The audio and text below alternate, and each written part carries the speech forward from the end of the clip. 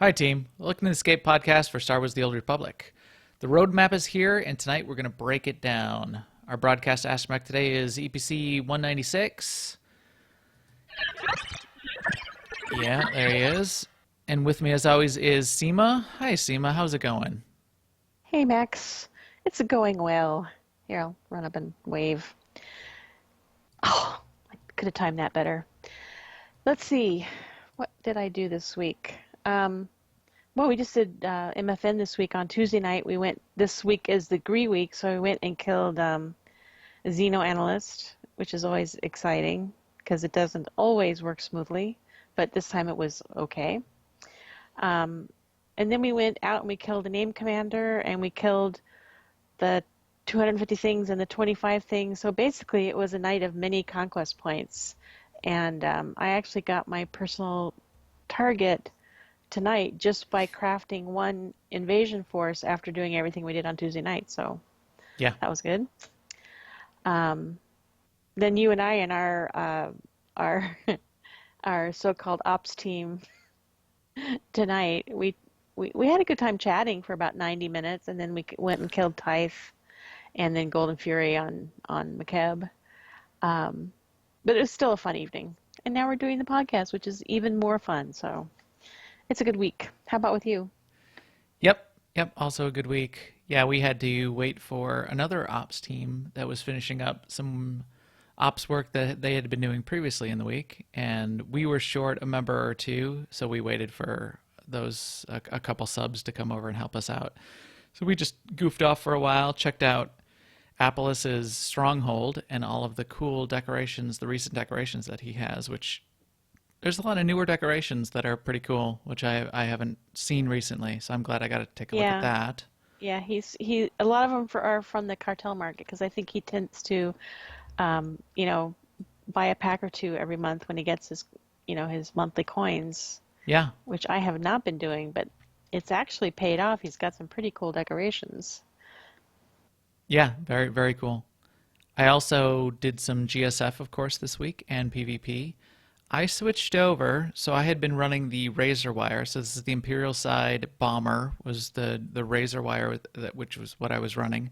I'm now flying the Legion, and the Legion has the railgun turret and the Seeker Mines and the repair drone, and I'm really liking the Legion. So my Razor Wire is mastered, but I like the Legion better already, and I'm only about halfway mastered on the Legion. This is something to keep in mind, the differences between these bombers, because everyone is going to get at least some kind of bomber in the coming weeks, and we will talk about why later in the show, including in the news, which we're going to get to right about now. Now, an Imperial News Network report. So to kick it off, there is some news on Star Wars on the website everyone can go and check out. There's a whole post about the uh, Galactic Defender event. And what this is an opportunity for Electronic Arts and BioWare to support sort of diversity in gaming is sort of the title that they're going after. There will be some rewards associated with it. All players who log in during the Play to Give campaign will get a special Defender Battle Droid mini pet, who is this little pet here that we can see in some of the photos that they put up on the website. And as Seema said, I think it does have a good amount of character, even though it's just like a little non-combat pet. He looks he looks sad. I mean, he's just He just a does. block They with do four look like lights they're on it. kind of bowing their heads. Yeah. Yeah. Um, I was saying it reminds me of the butter robot from Rick and Morty, which is but it's basically this hilarious. weekend. So I mean, log in this weekend to get to voice your support and to get the droid. Yes. So there's two parts of it. If you log in at all, you're going to get the Battle Droid pet. If everyone logs in enough and groups up with enough other players, and so the idea is that we're all playing together. We're promoting diversity in gaming and playing together. If 1 million or more total group activities happen across the galaxy, then everyone who logged in during that time will also get a special in-game title. So that's pretty cool. Yeah. So it's in support of inclusive gaming and prevention of bullying. So the one quote I got from one of the sites from one of the charities that really resonated with me was, what we share is more powerful than what divides us. So Yeah. we can focus on all the things that we share. Yes. And I will focus on the group sharing unity activity by PvPing and killing Killing, you all. yes, right, right. So Shooting you with those there's rail guns. yes. My railgun turret will unify you with the space dust. What else is in the news? So, in the spirit of communication, Erica is going to start posting ahead of time with a pretty good lead time the maintenance dates. So, the first post of that is telling us that maintenance dates are going to be on June 13th, that's when we're going to get game update 5.2.2, and June 27th, which is a backend maintenance with no patch. So I guess they're telling us there's two maintenances scheduled in June, Yes. that's pretty cool. That means the other Tuesdays will be maintenance free. Yes. Yeah. So again, a little bit more of the advanced communication. Since we've got Keith on board now, he's made that step to say we want to communicate more, and it's a initiative that he's put in place. This is part of it. So I'm glad to see that we've got those kinds of communications coming through. Hope we keep it up and get more of them. And we'll talk about one of the major communications later in the podcast, which we're leaving out of the news for now too, but is the roadmap that was published. So all of that is good. We're gonna give them a thumbs up for starting that communication chain with these kinds of things. We can all talk about what more we would want out of communication, and I'm sure we'll do that over time and give them suggestions, but this is a good start. So let's see, guild and community news. I wanted to give a shout out. So Alea Iacta Est, our broad guild, our large guild, covers lots of games. There's major MMOs where we have a strong presence, including World of Warcraft and Final Fantasy, and EVE has got a strong presence, and a few other MMOs. We've had a cool guildie of ours who also helps out a lot in SWTOR and tanks on our main ops team. His name is Corley. He's been running for the guild a Rust server for quite a while. So we've got a little handful of people that have been trying out Rust. So anybody in AIE can jump in there and have a little more casual environment to try out Rust. I did try it out a little bit last weekend. It's interesting. I was talking in the pre-show about some of my the pros and cons of Rust and the sausage fest that it may be in some very literal ways. But Corley is really one of those kind of cool fruits who really knows where his towel is. So I wanted to give him a shout out and say thanks for running that server for us, Corley. Also, this week in Conquest for our guild, or for everyone actually, the Conquest event is Relics of the Gree. Notable repeatable stuff are the normal group finder things, war zones and GSF, and this time also heroics on Ilum. And then the normal one-time things all apply with the addition of killing the Xeno analyst who's the operations boss in the Gree section of Ilum, and then killing guards and stuff and commanders on Ilum one time. Yep. Which were all of the kinds of things that we did on Tuesday, which was pretty exciting. We did everything through, so we killed a commander, we found a named commander and killed that named commander and got some frameworks, so we're going to unlock some more stuff on our guild ships. And we killed 250 NPCs on Ilum, and we killed the Xeno analyst. So we got, so this 15,000, as you said, you got a whole bunch and you finished yours. This 15,000 was just from what we did on Tuesday. So that was great. All from Conquest and all just from the kind of things that we did with the guild. So if you are not in AIE and are looking for a guild and sort of like what you see, if you like what we got, then come join us on Jedi Covenant. You can find our guild info on the web at aie-guild.org, and you can come to Jedi Covenant on either the Republic or the Imperial side and try to find an officer using our custom chat channel /cjoin AIELFO. Or you can also check on the website, and I think you can dig around in there and find our Discord info and jump on Discord, come into the SWTOR channel, and check us out there. All of the officers tend to be keeping an eye on Discord no matter what we're doing in what game or public work day, real life things that we're doing or whatnot. So that's a Right. good place And to find sometimes us. we can hop in the game and do it at that moment, and sometimes all we can do is say hi. Yes. But yeah. Yeah, welcome. We'll get you tonight when we get on. But yeah, check it out. We would love to have you. So with that, I think we are good to go and take a stab at breaking down this roadmap, which I think, as you know, I would think it is a game changer. Game changer. Game changer.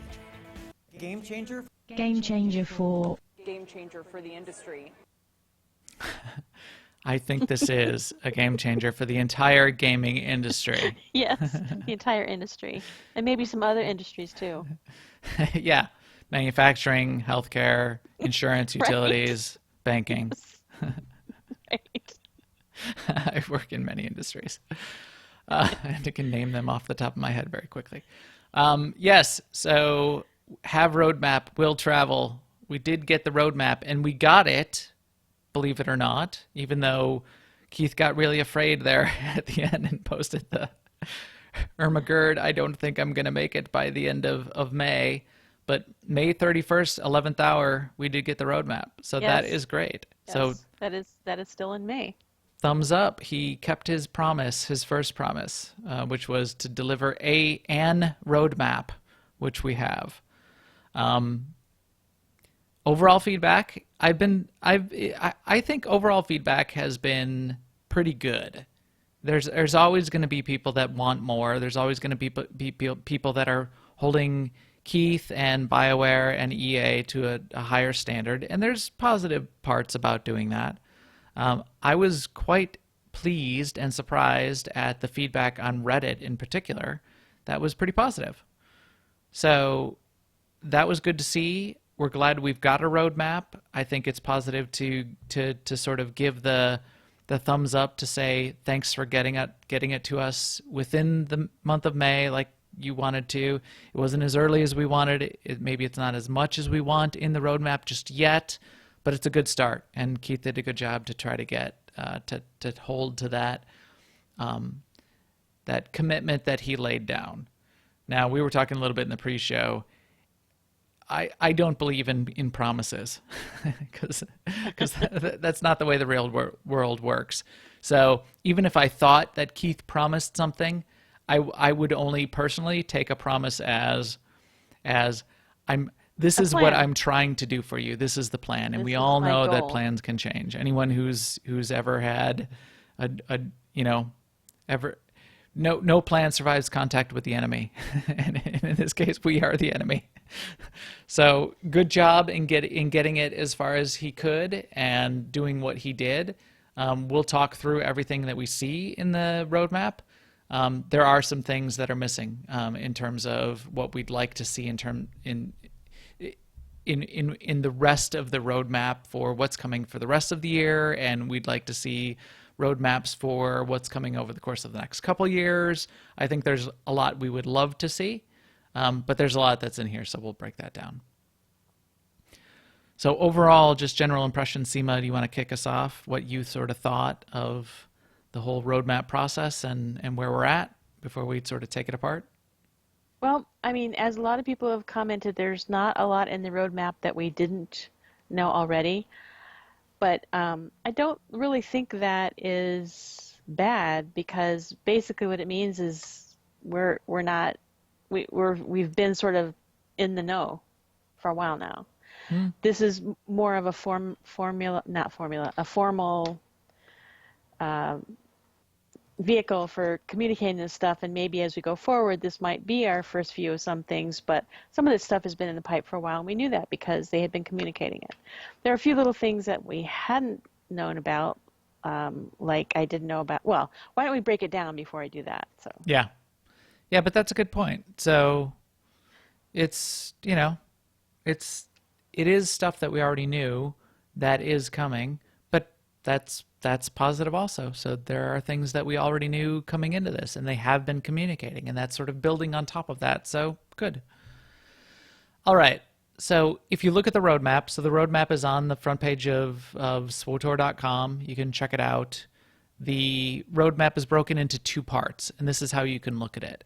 There's a general part that goes through, 5 or 6 general areas of gameplay direction.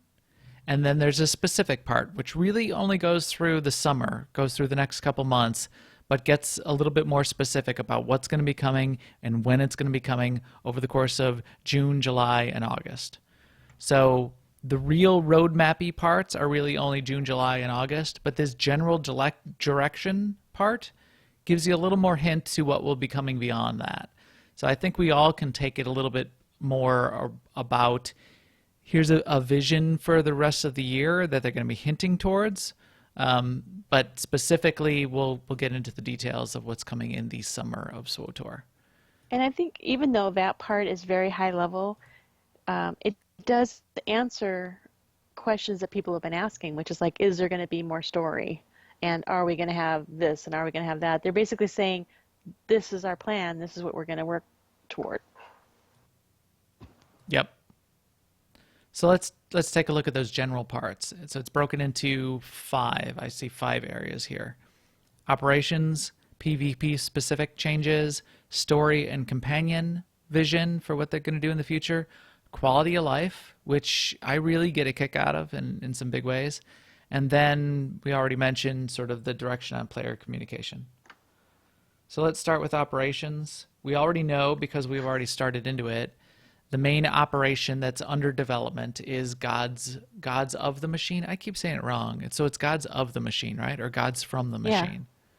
Gods from the Of. Machine or of the Machine? Okay, Gods of the Machine. God in the Machine, Deus ex machina.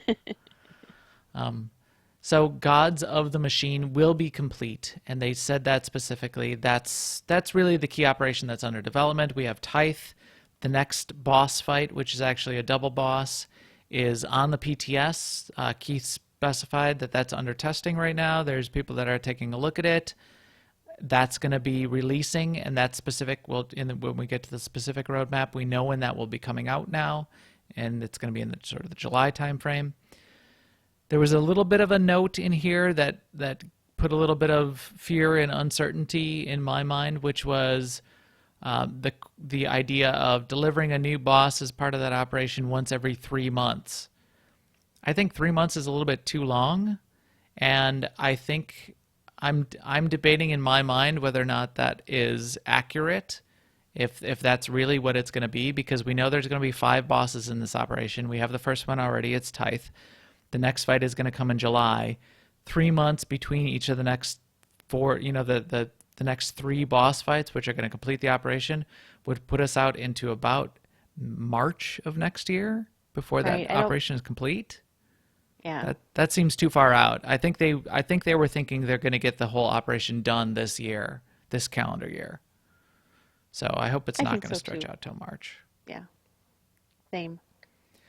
They also mentioned, and there's been some debate in many places, including amongst our guildies earlier in Discord, about they have 4 tiers of gear right now, and they're tuning up how the tiers work and what drops from what bosses and what's coming out in the new operations. And then they added an extra note about a platinum quality item that you'll be able to earn from defeating certain bosses in veteran and master modes. That sounds interesting and exciting in some ways, but also concerning if you're thinking that the idea of a platinum quality item is a new tier of gear. And I don't think it's that. So this is what we were debating, and we'd like some clarification on this, and I'm sure we'll get it, because these questions are going back in the forums already, and Keith and Eric are tracking all those questions. But what we don't want is already to have a tier 5 in the game and this platinum tier to be above legendary, and us all need to be Right. going after, 252 gear at platinum tier. And I don't think Right. that's what it is, and that's not my impression of what this means. Yeah, I'm hoping that it's like, you know, a really cool speeder sometimes, or, yeah, platinum items from the cartel market, basically. So that now there's multiple sources for getting, you can get them from a crate at a high rarity level, or you can pay a lot for them on the GTN, or they might drop in veteran and master mode. Yes. So that's the only place I've ever heard the term platinum. Platinum, you think of silver, gold, platinum coming out of the cartel packs. That's what I think it's going to be. So if you think in terms of things like the Wings of the Architect from the Bestia, I always Yeah, get them the mixed up. Bestia Nightmare. Yeah, Bestia. No, Stuff like Brontes. Brontes. Yeah, see, there you go. Brontes. Yeah. Brontes and See, I got Bestia. mixed up. Get those two mixed up all the time. If you think in terms of that kind of item, where it's the nice rare mounts, the nice rare companions that could potentially drop, and having those kinds of things dropping off of certain bosses as like a little extra reward, and being able to go after those kinds of things, that's pretty exciting. Especially when you start thinking about master mode. Any of the nightmare progression guilds that were going after the Wings of the Architect, that was exciting for them, and a big incentive to be a progression guild. Yeah. So that Yeah, has the potential, I absolutely. think, to be positive to the game. And I would really love it too if the cosmetic and vehicle and pet just pool in general from ops was this larger, because I mean, like if you do Karagas Palace within 16 man, a bunch of stuff drops at the end there, and it's like there's like sometimes four or more vehicles, but they're the same ones that dropped the week before and the month before and the month before that. Everyone's got them already. So it would be awesome if this would like creep out into all the apps where they would just have a bigger pool of the cosmetic stuff that could drop. Yeah, yeah, I absolutely agree. So operations, we said that it took a while to get the point across, but we said we want operations in the game. They've got one in progress, and I would love to see. So this is where I'd love that roadmap to be indicative of what they're going to do after Gods of the Machine, which is what if they kept rolling on that schedule of new bosses and new operations, and just keep that engine running. I would like Right. that to be the case. That would be great. Next section is PvP. We are currently in Season 8 of PvP, and that's going to continue throughout the summer. It's slated to end in August with the August patch, and they expect that they'll be looking at what Season 9 is going to look like after that. So they made a couple comments about PvP, and I think the key thing that they're looking at in straight up player versus player non-GSF style PvP is class balance will happen sooner. And they're going to be looking at the classes, and this is big, most important for PvP. I think there's some PvE impact as well. There's people that have not been playing certain specs or certain classes in PvE, but in PvP, having class balance gets really important. I think this is good. Everybody's been looking at this for quite a while. When are they going to do class balance? I'm glad to hear that it's in, and once we get to the specific roadmap, we'll talk about what classes in what time frame. They also mentioned the Galactic Starfighter. So this is one of the hints that Keith gave early, that within GSF there's going to be an addition of a gunship and a bomber unlocked for everyone by default. I think that's good for the game as well. So as I mentioned in the intro, what I've been doing, I fly a lot of bombers lately. I never used to. I only flew scouts, scouts and a little bit of gunship. I've been flying bombers quite a bit because I find bombers relatively relaxing. Because I can go and defend on the non. So there's two types of GSF. One is 50 kills, death match. Whichever team gets 50 kills first, the game is over, and that it's just straight up death match. It's very difficult to play a bomber in that game because people just avoid the bombers and you sit there and do nothing. The other type of game is 3 satellites across the map, and you're trying to control at least two of the satellites to be doing, counting down the timer on the other team faster.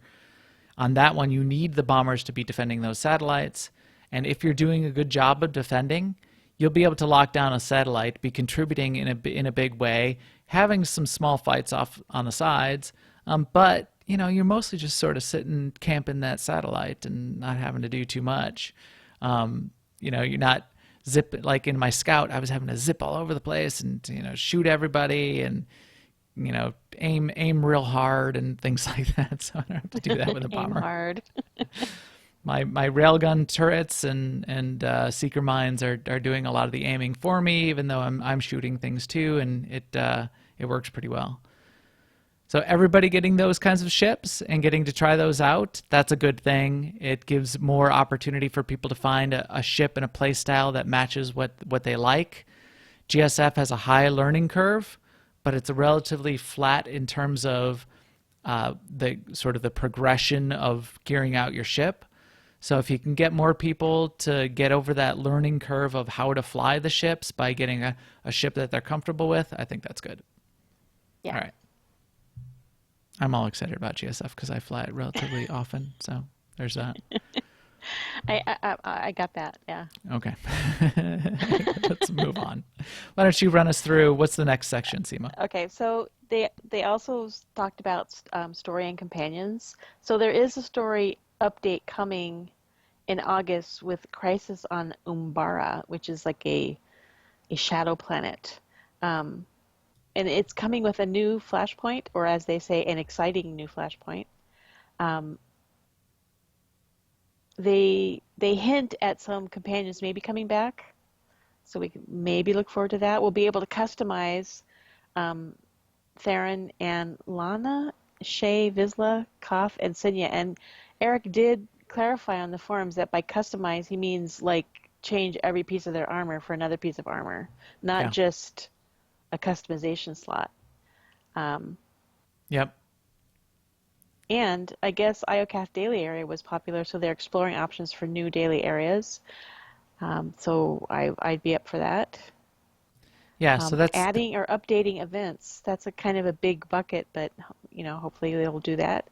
And offering special rewards for a variety of in-game activities, which is, I guess that's what I was talking about earlier. It's like they could update lots of activities by just giving them new rewards, making them worth doing. Right. Like who knows? Like GSI. Who's even thought about? I mean, we happen to be here on McKeb right now in the podcast window. GSI dailies and GSI as a little function inside the game. Who's even thought about that? We should probably do a podcast on it. But yes. But yet you revitalize those kinds of things, macro binoculars and seeker droids, and you can pull more of that older content back into the game by putting some new rewards into it. So that tail end piece, so there's some specifics which we see in the specific roadmap of June, July, August, but the tail end piece, again, in the story and companion section, you can read into it and get an idea of what they're looking at for the things that will come after August. The new daily, maybe some new daily areas, maybe some new events, continuing to do things with the companions and evolve them, and make sure we get all of our companions back, and making sure all of them are customizable because people wanted that back. Well, some people did. I don't really care, but but there's that. So this is a kind of section you can look at the roadmap. There's not a lot in there, but you can start asking questions and you can get a feel for the longer, broader roadmap of what's going to happen through the end of the year. Next section is yeah, go ahead. I was just going to say they also kind of defined what they mean when they talk about quality of life improvements, because the next section is quality of life improvements. Mm-hmm. They define it as includes fixing long-standing bugs, changes to existing game systems, improvements to the user interface, and simplifying ways to do things in-game, increasing the speed of mounts, adding legacy perks and stuff like that, separate from adding content, basically. I think is what they're just making sure everyone understands what they mean by quality of life improvements, which that kind of fits with what I mean when I think of quality of life improvements too. Right. It's I, I think it's really important. I yes. think that if quality of life is not improving, the game slowly becomes less fun to play. Yes. And one day you just don't feel like playing. That's that's how strongly I feel about quality of life stuff. And sort of the industry tends to drive this in some ways as well, because we all play lots of games and new games get released all the time, and what players expect from games will continue to change. I Right. we were talking earlier about Ultima Online, which is I was playing Yeah. in the 90s. If we all sort of if Ultima Online, which in some ways it has, and so it's not really a game that anybody really plays very much anymore, if they only stick with their quality of life of the way the game works when it's launched, and the rest of the industry moves forward, players' expectations will change, and you're going to be left behind because nobody's going to want to play a game where I have to RP slow walk from from from Dromenkos to Coruscant through space or whatever. Right. It doesn't fit. So things like that they've already added, like the updates to the galactic galaxy map, being able to quick travel between planets more effectively. That makes sense in the context of the way games are working and the kind of quality of life that it makes sense to add. And as they add more Right. and more planets, trying to do slow transitions between planets doesn't make sense anymore. So that's great. That's right. I mean, if you think about the types of games that are really the competition for MMOs, it's MOBAs, which are just you get in there fast, you play, and you're done. And increasingly, it's also mobile games, which are the same way. I mean, you can play them for a few minutes at a time. So in a game where you log in, it's going to take you 8 minutes to get where you're going before you can even do anything. That possibly doesn't work anymore. And SWTOR is really at the forefront of travel with all the instant travel that we have. Yeah. Yeah, I think so. And I I think it's really, and some purists will argue that it's potentially breaks immersion, but because we're in a space game and a shuttle can just pick me up and take me to a new planet, I like the way the galaxy map works, and I like the way quick travel sort of fits within the way Star Wars universe plays. And I So I really think it's like if okay. you decide you're going to sit down and do heroic missions for half an hour, I really love that as soon as you finish one, you can just hit the travel to the next one. Yeah. Yeah, a lot of not every game, but a lot of games are allowing this to some degree, and that purist Yeah. view of I need to slow walk to all of the places just rarely exists these days. But then there's I don't other know. things that what's I used to play this game. It was a mud a long time ago, and there was a little area where I forget if it was supposed to be like mud or snow or ice or whatever, but they put like an 8 second round time when you went from uh room to room. yeah, And back then I didn't like it. right. Yeah, especially when it's a mud and it's text and going from room to room. You're looking at nothing. You're looking at text on the screen. Right. You don't Right. even have like a interesting transition scene to look at, or a flight path that you're flying along. Right. That had to Nothing. be No crazy. music, nothing. Yeah. Just stand there and look at a blank screen.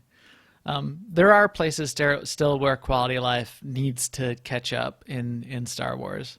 Oh yeah. Just the way a lot of sorting and searching across my inventory still doesn't exist, and who knows where the legacy gear across my 20 alts currently exists.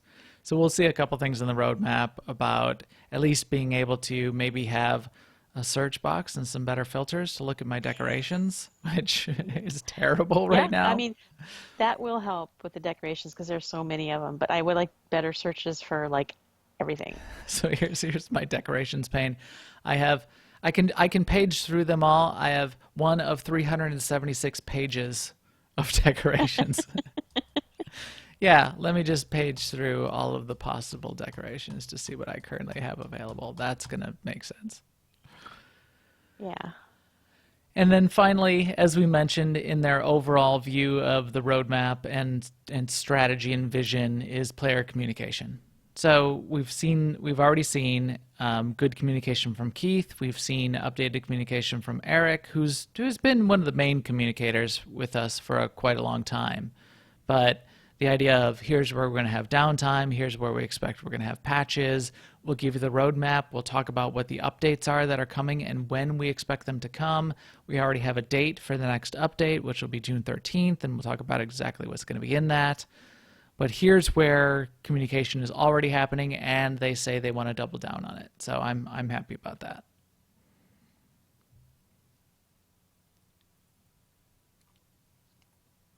Any comments on communication, Seema?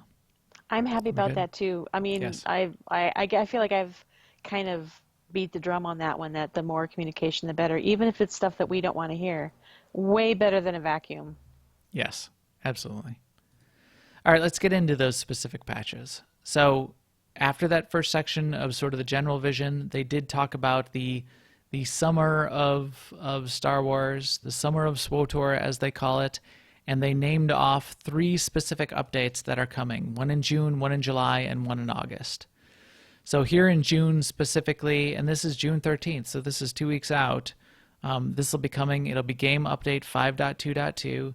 They already named the downtime, so it'll be the Tuesday update. We'll get this patch, and they said specifically what's going to be coming in it, and it's looking good.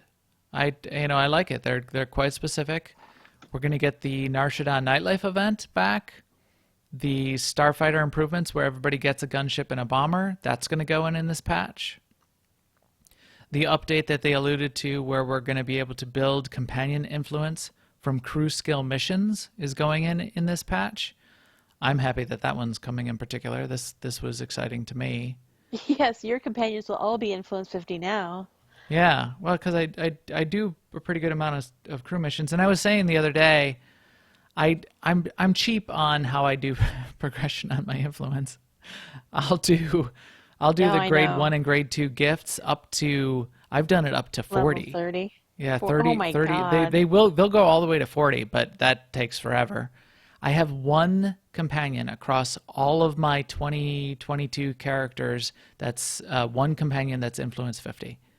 And that's as far as I've been willing to go, because the gifts are really valuable and expensive, and there's a lot of clicking and all of that. So I've not been all of that excited or interested. So now having this kind of way to get companions up to 50, I expect I will have a bunch more. What else? Command experience, legacy perk for all alts. They haven't specified exactly what this is gonna be in terms of how much across your legacy, but you will get a bonus as soon as you get your first character to command XP rank 300. So once you get one to 300, you'll unlock this legacy perk, which will give you a bonus to command XP gain across all of your alts, basically. There's speculation, and I think even data mining, looking at what that gain is going to be. I would like it to be high, let's just say. Yeah.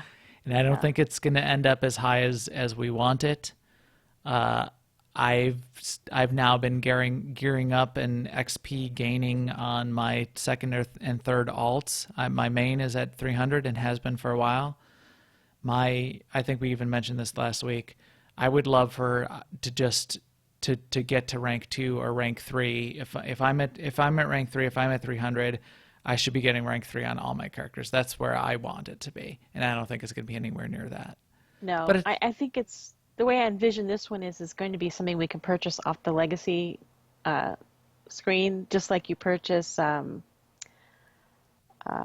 right now, you can purchase the 3 levels of companion influence is increased by giving gifts. Yep. I think it's going to be like that. Yeah, and I don't think it's going to be like 500%. I don't even No. think it's going to be 100% gain. So we'll have to see what it is. And Yeah. but again, it's another step in that direction. So they made the bonus tokens, the consumable XP tokens that you can get, command XP tokens. They made those a little bit bigger. They made them work across all the tiers. Now they're adding this legacy perk, and they're adding events in. So I think they're feeling the pain as well over time. Although maybe they are, maybe they aren't. Keith, as he posted, has, I think, 4 characters up to command XP rank 300 in his free time, in his spare time, which is significant. So I think he's breaking the curve and making it hard on all of us. So we're gonna have to back him off of that a bit. That's We're not gonna have to talk to him typical. after school. Talk him down from that. Yeah. What else? We got the ability to craft tier 4 armor is now going to become available. So that's interesting.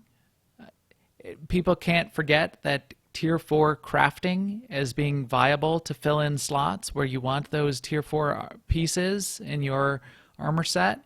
That's something everyone should think of as part of the way to get your tier sets.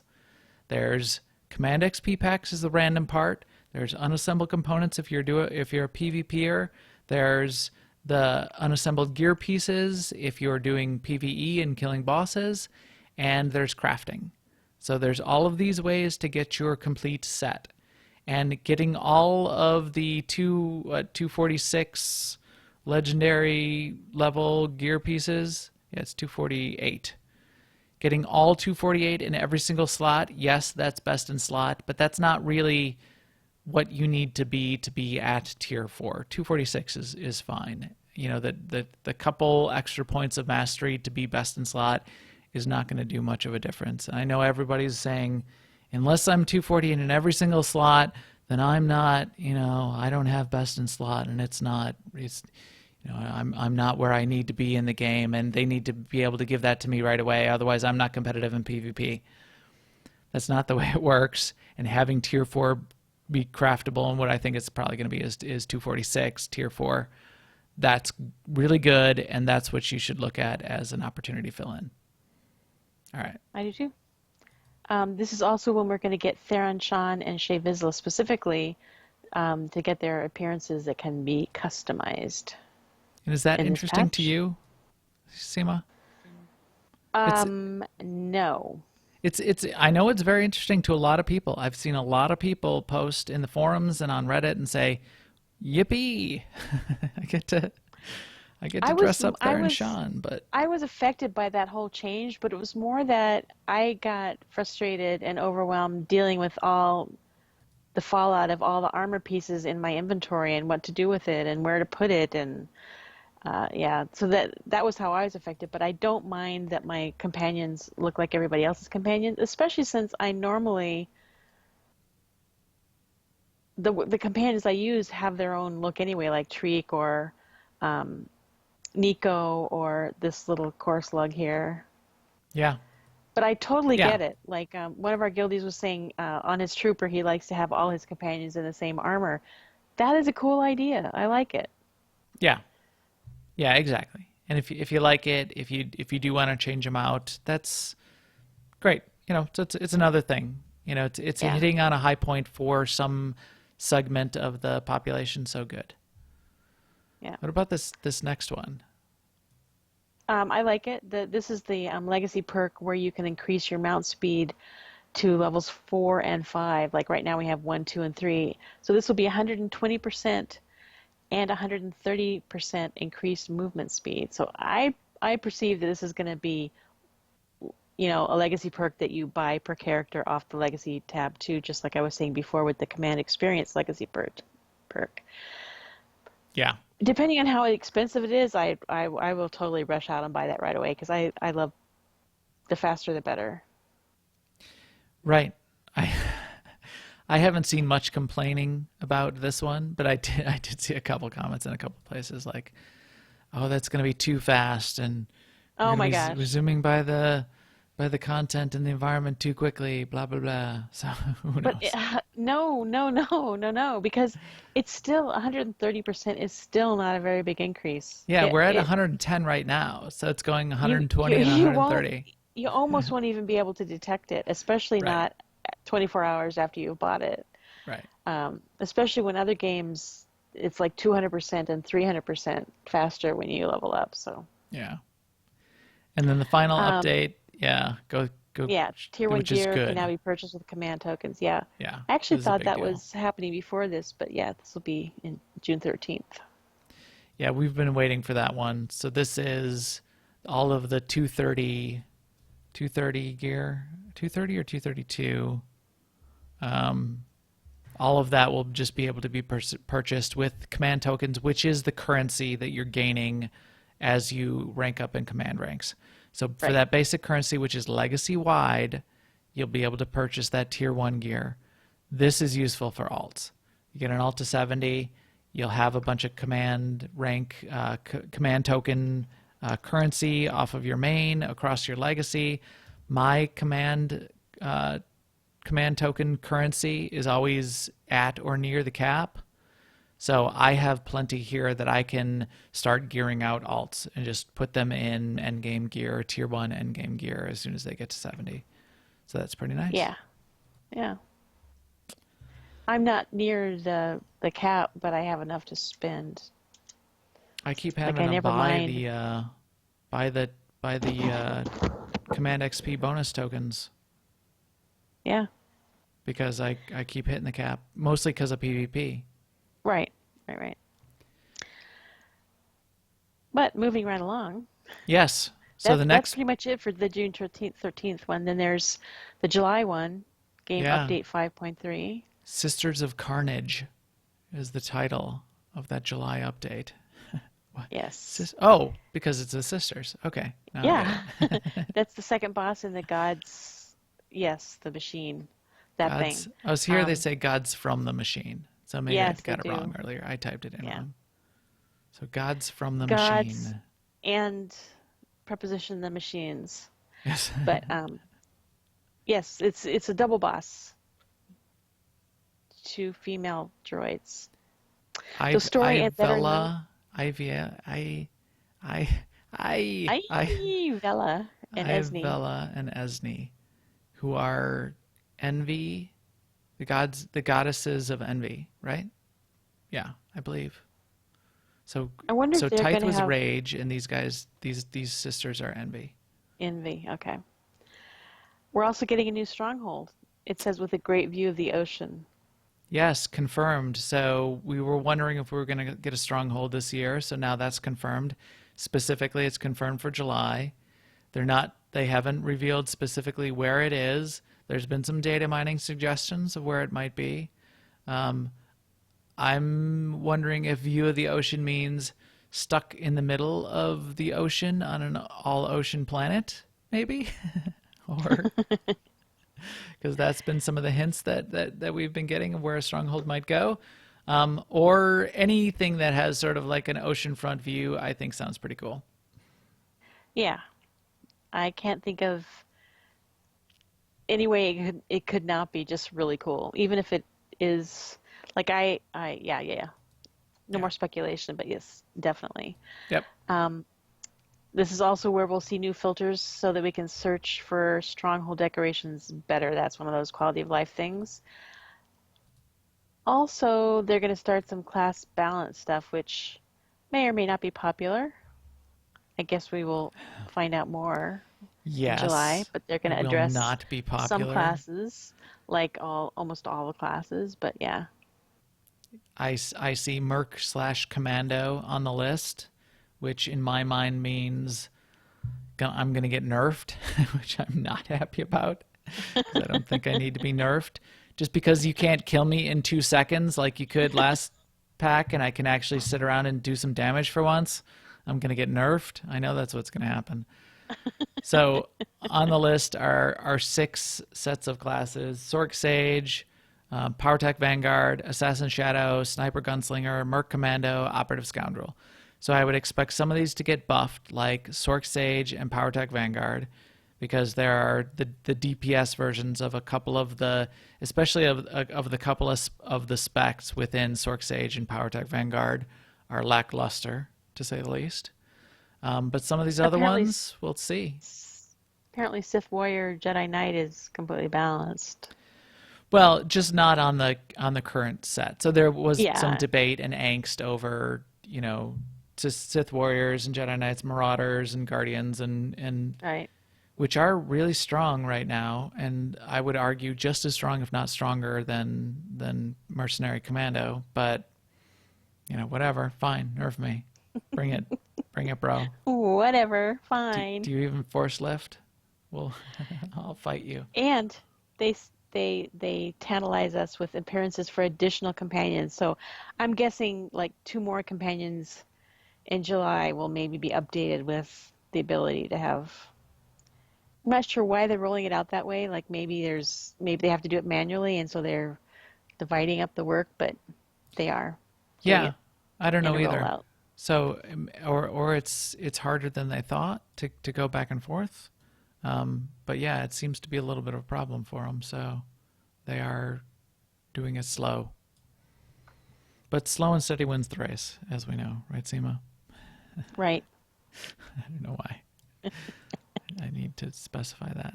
So here's got my little Lana out here.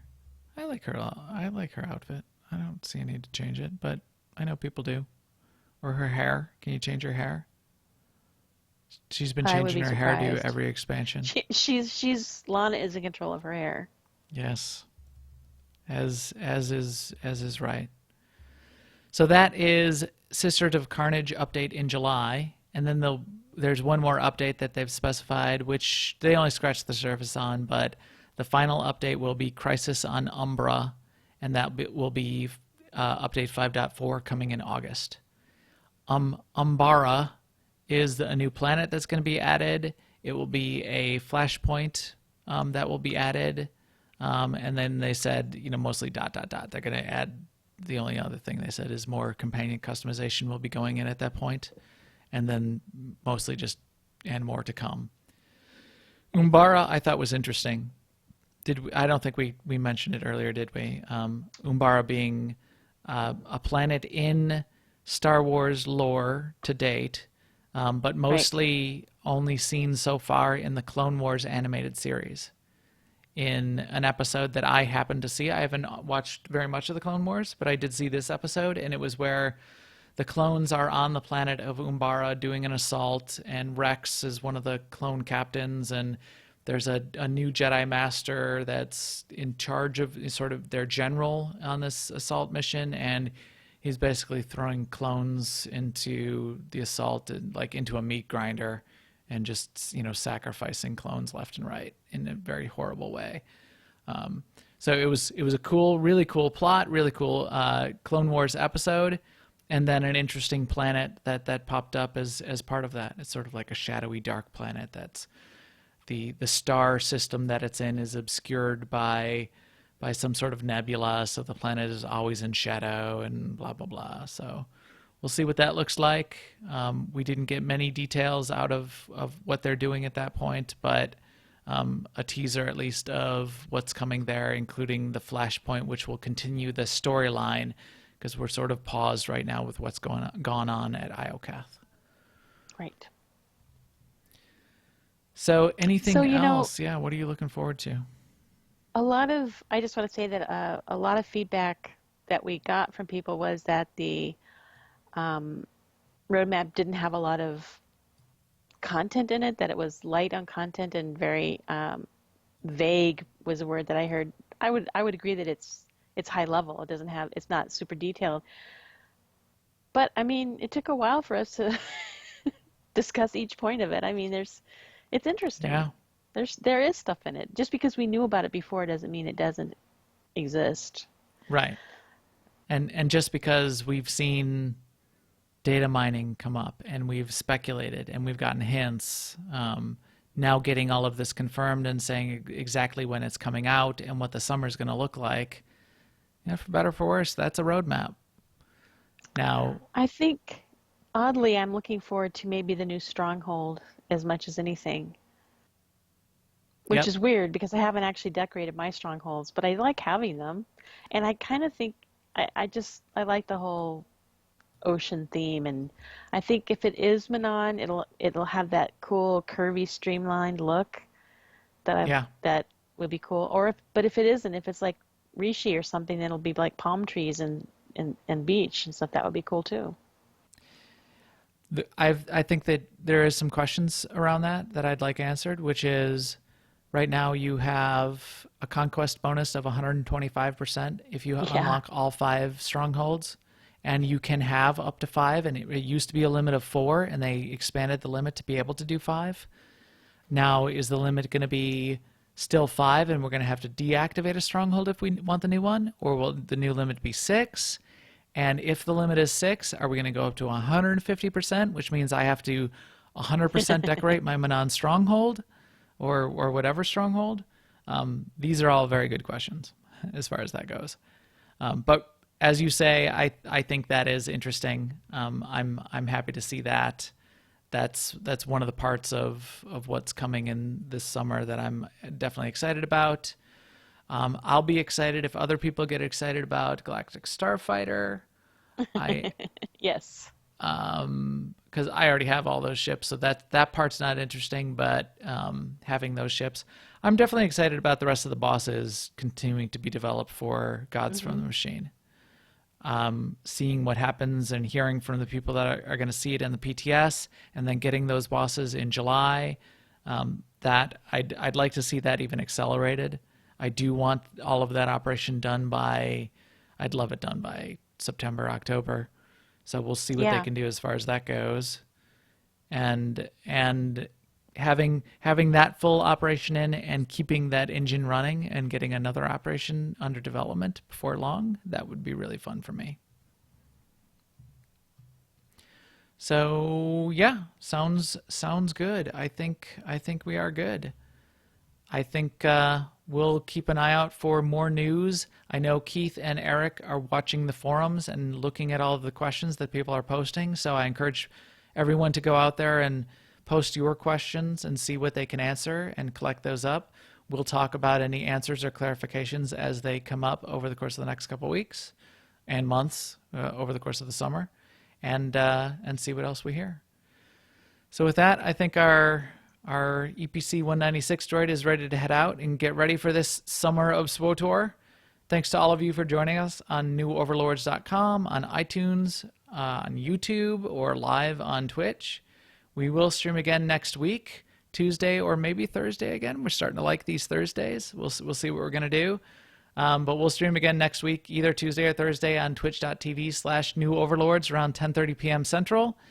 And please follow us on Twitter @MaxTheGray and @AIESEMA. Subscribe on YouTube, and come find us on Jedi Covenant and ask us for an AIE Guild invite, because we would love to have you. And we will talk to you soon. Later, everyone.